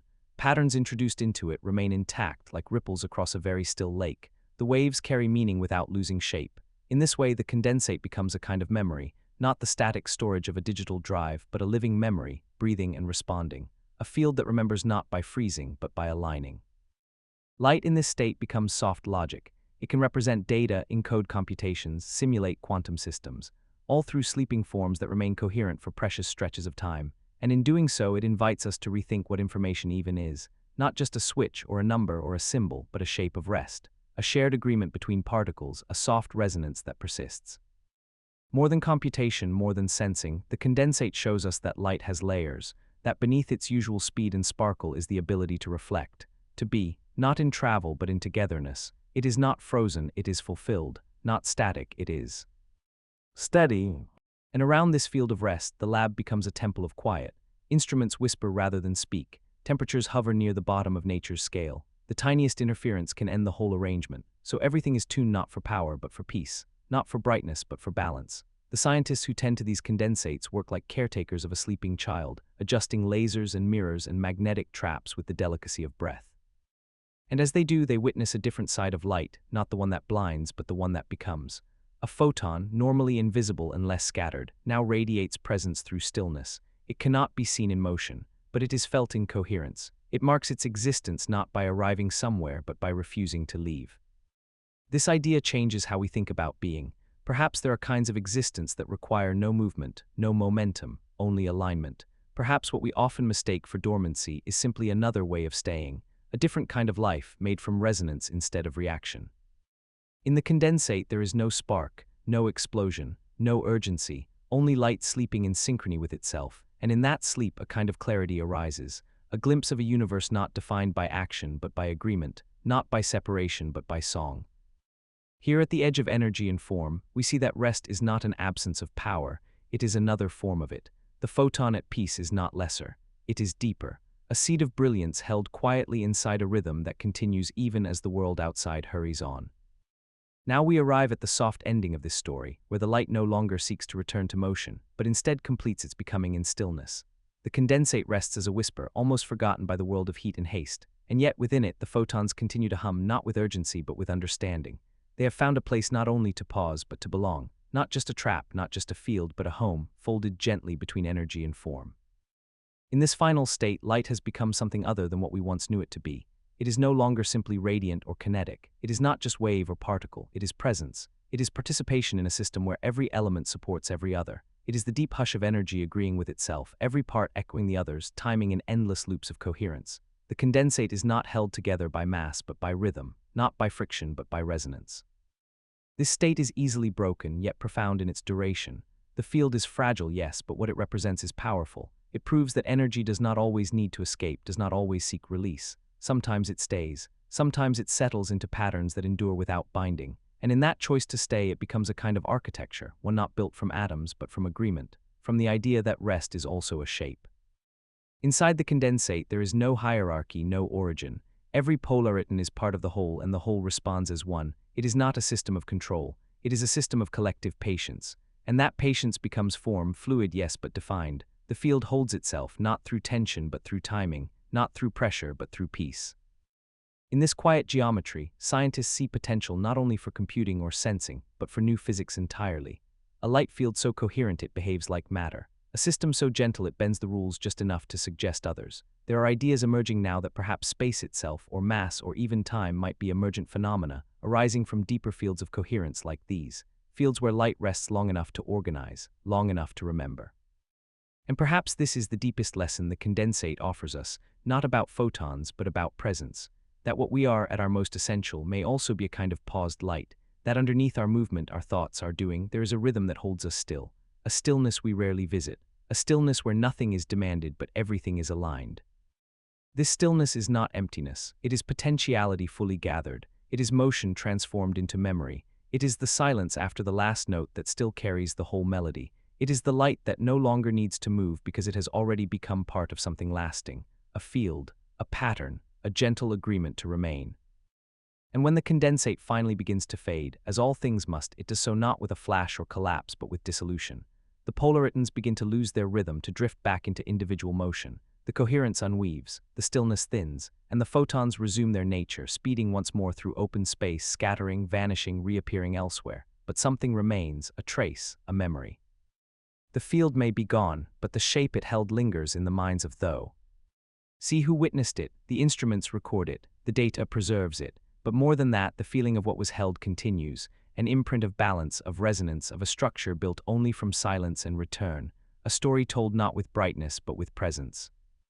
And as we step away from the chamber, from the cold mirrors and the laser-cooled atoms, we carry with us the soft truth of the photon at rest.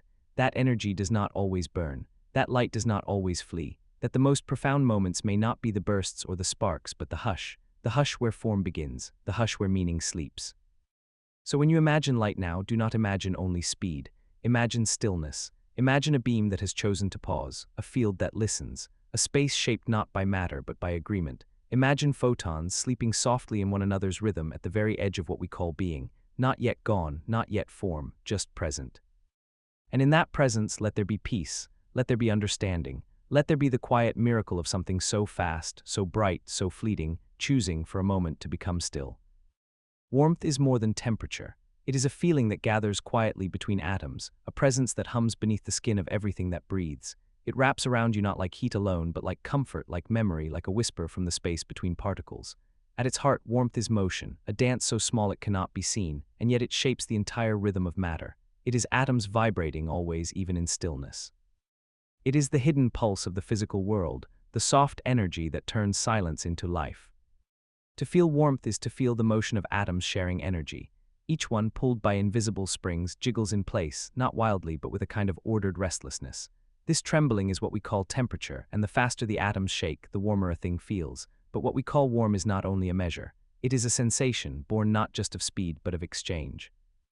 Warmth is what happens when atoms touch, when they hand their motion to one another like breath passed between hands on a cold morning. And this exchange is not random. It is governed by laws that feel almost musical. The second law of thermodynamics tells us that heat always moves from warmer things to cooler ones, always seeking balance, always spreading. Not by force but by sharing. Heat doesn't race ahead, it drifts, it flows, it equalizes. And in this soft migration, energy becomes comfort, cold becomes calm. The world smooths itself out like a blanket laid gently over the sharp edges of time. At the atomic level, this exchange is tender. When one atom collides with another, it gives a little of its energy. A bump, a nudge, a pulse of motion. No words, no light, just touch. The more they touch, the more evenly their vibrations spread. This is how warmth travels, not in straight lines, but in waves of contact, in tiny agreements to slow or quicken, in molecules breathing together until they move as one. Sometimes this sharing takes the form of conduction, the transfer of heat through direct contact. In solids, where atoms are tightly packed, the warmth flows easily. A spoon left in hot tea soon becomes part of the tea's memory. Its atoms begin to dance like the water S, mimicking the heat until metal and liquid move in harmony. But in gases where atoms are more free, the warmth travels by convection, by the rising of energized air, the falling of cooler winds, the great circular sigh of the atmosphere breathing. And in empty space where atoms barely meet, warmth travels by radiation, by the sending of light that carries the memory of motion across the void. Even in the emptiness between stars, this warmth finds a way. Photons, packets of light, carry thermal energy outward from suns, spreading the touch of their fire to planets and comets and the dust that drifts in the cold. Each beam is a letter written in heat, a message from a star that says, I am still here, I am still burning. And when that warmth reaches our skin, even from millions of kilometers away, we do not question it, we simply feel it, the sun's breath across space. The quiet transfer of fire into flesh. But warmth does not always announce itself with intensity. Sometimes it is faint, barely there, just enough to soften a surface, to slow a fall, to ease the edge of cold. This is the warmth of bodies at rest, of hands joined, of skin next to skin. It is not measured in degrees, but in proximity, in nearness, in the comfort of shared energy. The warmth between atoms becomes, in time, the warmth between people. Inside living beings, warmth takes on deeper meanings. Our bodies depend on it, not just for comfort, but for life itself. Enzymes only work within certain temperature ranges. Cells divide, signals fire, muscles move, all because our atoms are vibrating just fast enough to sustain the music of metabolism. Too cold and the rhythm falters, too hot and the song becomes noise. The balance is delicate, but it is held not by one part but by the whole, by the shared heat of the system, by the quiet collaboration of countless molecules agreeing to keep the fire alive. And still, it is not just biology. In the heart of materials, warmth determines structure.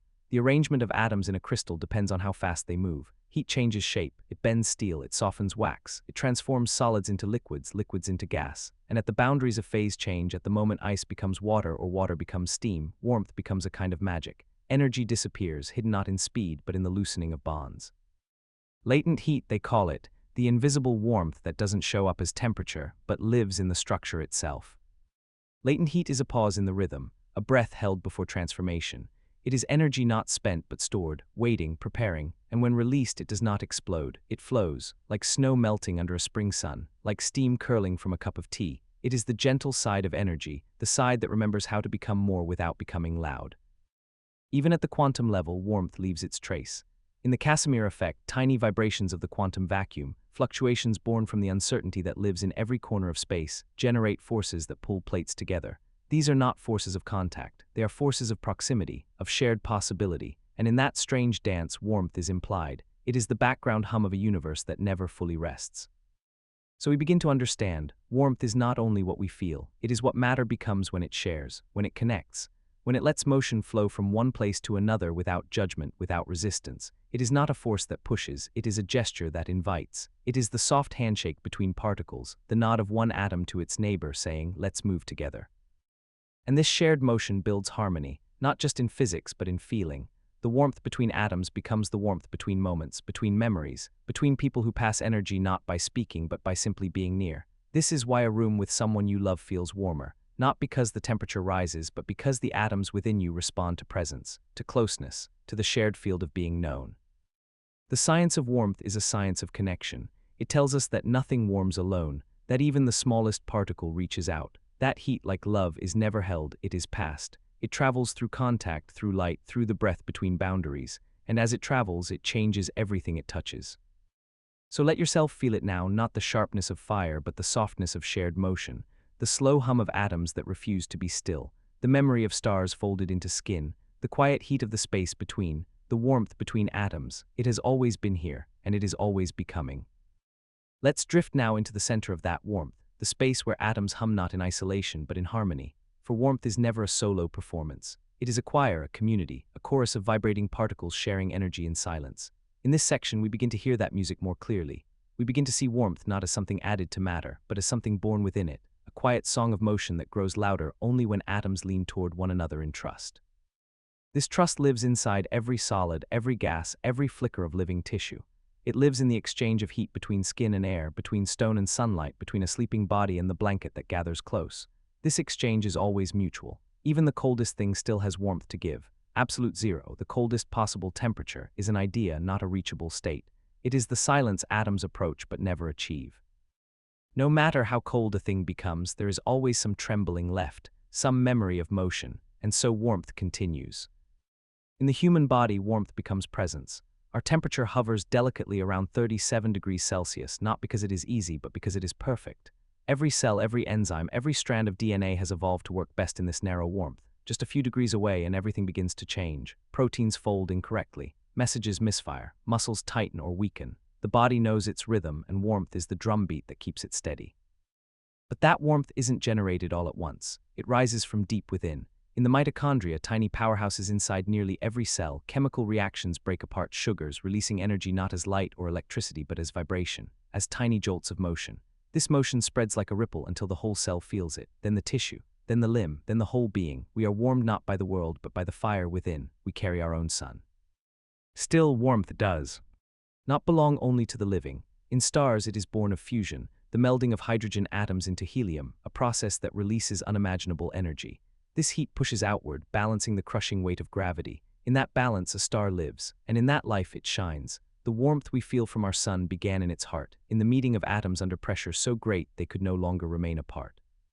That warmth took thousands of years to reach the surface, and just over 8 minutes to reach your skin. Light carrying memory, carrying touch. In Earth's core, warmth is older. Ancient heat, left over from the planet's formation, still pulses beneath our feet. Some of it comes from radioactive decay, atoms breaking down, releasing small bursts of energy that spread slowly through the mantle. This geothermal warmth rises in plumes, fuels volcanoes, drives the movement of continents. It is warmth not just of motion, but of story, heat that remembers the planet being born and refuses to forget. Even in materials, warmth tells stories. In metals, electrons move more freely, allowing them to carry heat quickly across distance. In insulators, atoms are more fixed and the warmth stays near its source. Some materials, like aerogels, resist heat altogether, trapping air in delicate structures that prevent motion from spreading. And yet, all of them respond. All of them carry some version of the same truth, that atoms, when they vibrate together, create change. This change is not always linear. In some systems, adding heat causes expansion. Atoms push apart, needing more space to hold their dance. But in others, like water, warmth creates a strange rhythm. As it warms, water becomes less dense until it reaches 4 degrees Celsius. Then, as it cools further, it begins to expand again. This anomaly is why ice floats, why lakes freeze from the top down, why fish survive beneath a winter's surface. It's a small detail, but it changes everything. A reminder that warmth does not always behave. It surprises, it protects. There are deeper mysteries too. At the quantum scale, temperature begins to affect not just vibration but identity. Particles lose track of themselves, they begin to blur. At near absolute zero, certain atoms enter states like Bose-Einstein condensates where they behave as one unified wave. In this state, warmth becomes almost meaningless. The The motion is not gone, it's transformed. The atoms are still moving, but now they do so in perfect unity. It is still warmth, but it's a shared warmth. A collective breath. In superconductors, another strange thing happens. Below a certain temperature, electrical resistance vanishes. Electrons form pairs, Cooper pairs that slide through the lattice of a material without scattering. This happens only in deep cold, where vibrations are minimal, where the chaos of warmth has quieted enough for something delicate to emerge. And yet it is still warmth that made this possible. By being withdrawn, it reveals new truths. Warmth shapes not only action, but absence. This dance between warmth and structure becomes even more intimate in soft matter, gels, foams, colloids. These materials live on the edge of liquid and solid, and their properties shift with temperature. Add a little warmth and they become fluid. Remove it and they stiffen. This responsiveness makes them ideal for biology, for medicine, for designing systems that adapt like skin. Here, warmth is not just energy, it is signal. It tells a substance how to be. And perhaps this is the most poetic truth of all. Warmth is not just movement, it is instruction. A language spoken by atoms that says, change now, soften here, melt gently. It is a messenger of form. And in a world made entirely of change, that message becomes sacred. It becomes the line between chaos and coherence. Even in technology, we are learning to speak this language. In thermal imaging, we read the heat of bodies not with touch, but with light tuned to infrared. In nanomachines, we harness molecular vibrations to do work. In climate science, we trace the rise of warmth across oceans and atmospheres, using it to predict storms, droughts, life itself. And in quantum computing, we cool systems close to absolute zero to preserve coherence, to keep the warmth quiet enough that thoughts can form without scattering. Warmth is no longer a passive state. It is a variable, a tool, a field of control, but it is also deeply human. When we gather by fire, when we press hands together in winter, when we feel a blush rise not from temperature but from emotion, that too is warmth. Not just shared atoms, but shared meaning. And maybe that's why we speak of warm smiles, warm memories, warm welcomes. Because even in language, we remember the science. That warmth is connection made visible. So we rest now in this truth. That warmth is not something we chase, but something we invite. It does not arrive in a rush. It unfolds. It listens. And in the listen, it teaches us how to be near without burning, how to vibrate together without breaking, how to hold each other, not with force, but with motion. The warmth between atoms is not only a feature of physics, it is a gesture, a gentle exchange, a pause where one particle says to another, here is my motion, you may carry it forward. And in that gift, the world stays in motion, not because it must, but because it chooses to. And now, as we move gently toward the final echoes of this story, the warmth between atoms no longer feels like a distant scientific fact. It feels like something we've always known, something we've lived with, carried, shared. It no longer hides inside equations or laboratory walls. It glows softly beneath our skin, in our breath, in the way a room changes when a second person enters and brings a little more motion into the air. Because in the end, warmth is not only a matter of physics. It is a shape of belonging. We see this shape in everything. In the way bread rises in an oven, coaxed gently by heat. In the way seeds sprout only when the soil's vibration reaches a certain quiet hum. In the way snow melts not because it is commanded, but because the world around it whispers, you can let go now. Warmth is a language without words, a presence that says stay, that says change, that says you are not alone.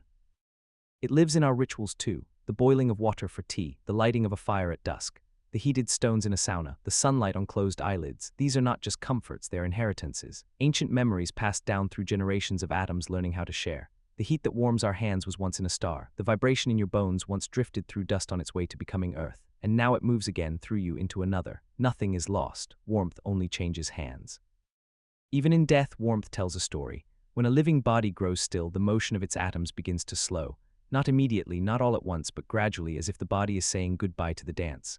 This cooling is not frightening, it is natural. It is a return, a giving back of borrowed motion to the world that lent it. And in that release there is grace, there is quiet, there is the final hum of a song well sung. In the broader world, warmth guides cycles that we often forget to see. The changing of seasons, the blooming and sleeping of trees, the migrations of birds and the timings of tides. Each of these rhythms is driven by the slow transfer of heat across the planet. Solar radiation absorbed, stored, reflected, Earth breathing through temperature, ocean currents curving in response to sunlit waters and polar shadows. And from this breath weather is born, clouds form, rains fall, deserts rest or bloom. All from the quiet motion of atoms stirred by light. And light, after all, is warmth in flight. It is the way a star shares its heartbeat with a planet, the way fire speaks to shadow, the way we mark the passage of time not by clocks but by the rising warmth of morning, the cooling hush of dusk. Even before we had language, we had warmth. We followed it. We gathered around it. We measured our days by how it touched the land. In modern times, it's easy to forget this, to see warmth only as a number on a screen, a thermostat reading, an output of a machine. But warmth is not a measurement, it is a presence. It is the way matter leans into matter, the way one space listens to another and answers, not with noise but with motion. And in that answering, the world becomes more coherent, more compassionate. Even machines feel this in their way. A computer grows warm when it works too hard. A battery pulses with heat as it stores charge. An engine hums not just from force, but from the motion of millions of atoms handing off their energy in endless cycles. And engineers know this warmth must be managed, not feared. That even in machines, heat is not a flaw, it is a conversation. It is the cost and gift of function. In climate too, warmth is the thread that binds everything. Global temperatures rise not only in air, but in oceans, in soil, in ice. These rises shift ecosystems, move species, reshape the world. But the story of climate is not only about warming, it's about imbalance, about warmth moving too quickly, too unevenly, about the shared motion of the planet being disrupted, redirected. And so the question is not, how do we stop the warmth, but how do we help it flow again? How do we restore the quiet rhythm of atoms that once knew how to share without breaking? Perhaps it begins with attention, with noticing the way warmth arrives, not in bursts but in waves, the way a sunrise takes time, the way holding someone's hand can change your whole body's feeling just from that one patch of skin.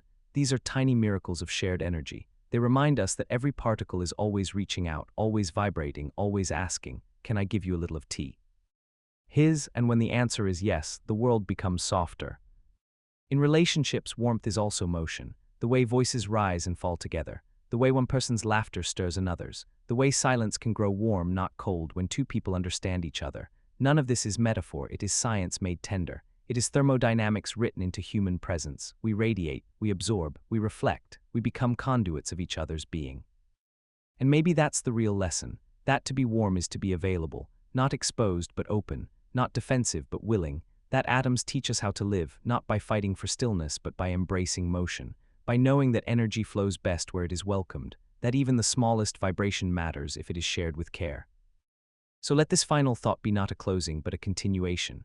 Let warmth travel from these words into your breath. Let your own atoms remember that they are not alone, that every particle in you has always been part of something larger, something moving, something becoming, that your warmth is not your own, it is a gift passed forward, a dance that never began and never truly ends.